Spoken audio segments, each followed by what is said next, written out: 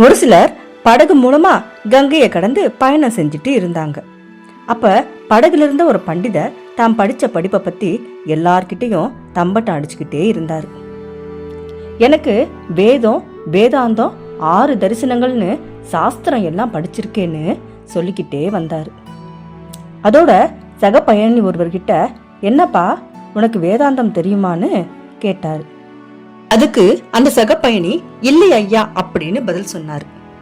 மறுபடியும் சாங்கியம் பாதாஞ்சலம் ஏதாவது தெரியுமான்னு கேள்வி கேட்டாரு. அதுக்கும் அந்த சக பயணி, இல்லை ஐயா அப்படின்னு பதில் சொன்னாரு. சரி, தரிசனம் விரிசனம் ஏதாவது படிச்சிருக்கியான்னு பண்டிதர் முகம் சுளிக்க கேள்வி கேட்டாரு. அதுக்கும் அவரு இல்லை அப்படின்ற பதிலே சொன்னாரு. இப்படி கேள்வி மேல கேள்வி கேட்டுக்கிட்டே இருந்தாரு பண்டிதர். இது எதுவுமே நமக்கு தெரியலையேன்னு வெக்கப்பட்டு மௌனமாக இருந்தாரு சக பயணி.